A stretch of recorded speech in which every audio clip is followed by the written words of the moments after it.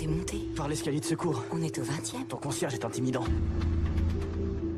Parlez-nous un petit peu de vous, monsieur Parker. Il n'y a pas grand-chose à dire. Peter vit avec sa tante et son oncle. Vous avez coincé le mec araignée? Non, mais on va le faire. Ce type porte un masque comme un hors-la-loi. Je crois qu'il intervient quand la police ne peut pas. Ne peut pas? Si tu veux voler des voitures, évite de te déguiser en voleur de voiture. T'es un flic? T'as déjà vu un flic en combi moulante rouge et bleu? Qui tu es? Bonjour et bienvenue dans les critiques de Sin et Ma. Moi, c'est Sin et lui, c'est Ma. Aujourd'hui, l'on va vous parler d'un film extrêmement attendu, c'est The Amazing Spider-Man. Alors, The Amazing Spider-Man, qu'est-ce que ça raconte? Et l'histoire, c'est laquelle? C'est celle de Peter Parker, qui est un garçon ordinaire, qui est au lycée, qui est amoureux pour la première fois, qui recherche qui il est, il essaye de se connaître un peu, de se trouver. Et le problème, c'est qu'il a été abandonné par ses parents quand il était petit. Il s'est fait recueillir par son oncle et sa tante. Et là, un jour, au lycée, il se demande... Et il se pose des questions. Et un jour, il tombe sur une mallette ayant appartenu à son père. Il va regarder ce qu'il y a dedans. Et il va décider de mener sa petite enquête. Et qu'est-ce qu'il va trouver? Il va tomber dans les entreprises d'Oscorp. Il va faire la connaissance d'un professeur, le professeur Connors, qui va lui-même, le professeur, se transformer en lézard, et Peter va se transformer en fameux Spider-Man. Ça va être un affrontement terrible.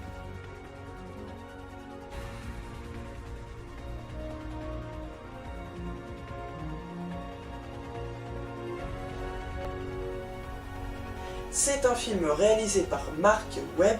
Mark Webb qui avait réalisé 500 jours ensemble, c'était une comédie romantique. Et là, il s'attaque au mythe Spider-Man. Dans l'ensemble, c'est à peu près réussi. Alors oui, voilà, le réalisateur décide de reprendre à zéro la saga Spider-Man de Sam Raimi. Mais on voit quand même que c'est difficile. Parce que The Amazing Spider-Man... ça manque vraiment d'originalité, mais par contre, ça reprend bien les BD de ce héros. Ça, on peut pas lui enlever.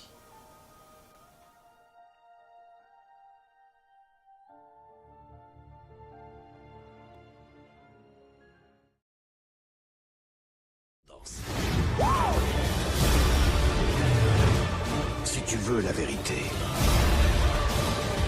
viens la chercher. Je lance un mandat d'arrêt à l'encontre du justicier masqué, connu sous le nom de Spider-Man. Alors là, je suis mal.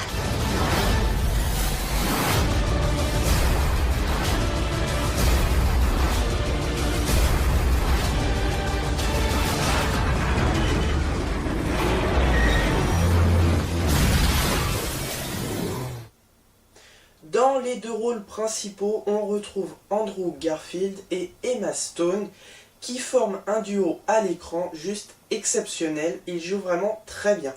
Et d'ailleurs, pour le rôle de Peter Parker joué par Andrew Garfield, Mark Webb réécrit complètement le rôle, le personnage, et le rend plus mûr, plus humain, comparé à son prédécesseur Tobey Maguire qui, lui...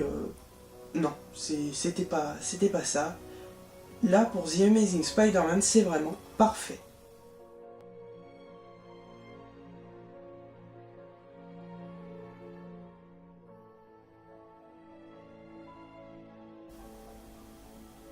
Alors maintenant, niveau effets spéciaux, pour ce film, ils sont vraiment limites. On a déjà vu mieux.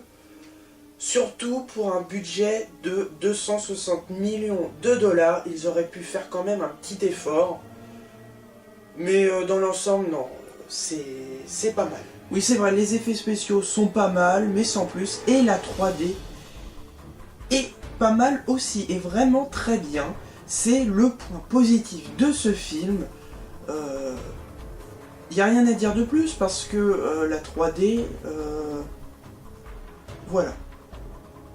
Elle est pas mal, filmée en plus avec des caméras spéciales, Donc on va passer.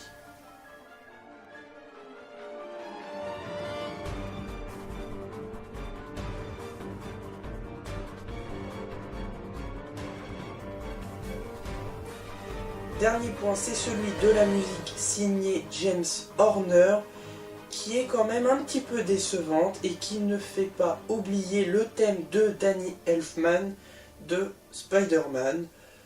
C'est le seul point avec quelques manques d'originalité de ce film, mais c'est tout.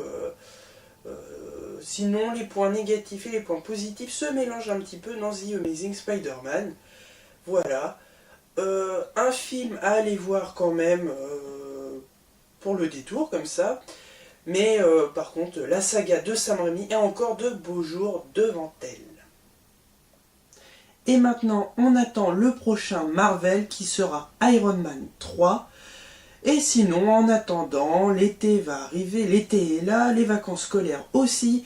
Donc, pour vous rafraîchir de ces chaleurs énormes, courez au cinéma, vous rafraîchir dans les salles obscures, allez voir divers et plein de films pour vous faire passer le temps. Et on vous retrouve, je sais pas quand, pour la critique de The Dictator, un film avec Sacha Baron Cohen, en dictateur tyrannique. Ça promet vraiment beaucoup, et donc on vous dit à bientôt. Depuis 40 ans, le peuple vit sous le joug d'un tyran qui lui interdit les plus élémentaires des droits de l'homme. Nous devons poursuivre la mission de l'OTAN et le traduire en justice. Qu'il quitte le pouvoir. Et après, toute la discussion est possible.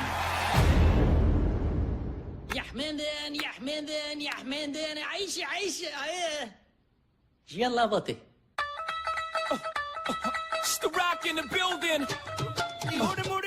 Yes, Ma, I ain't gotta tell you, but it's your boy Ho from the US. Yes, أنتم نكتمم مع جماعة أمام العالية. it's your boy mingling, England, Netherlands, in the Netherlands, checking in daily under aliases. Ah, America, le berceau originel du sida.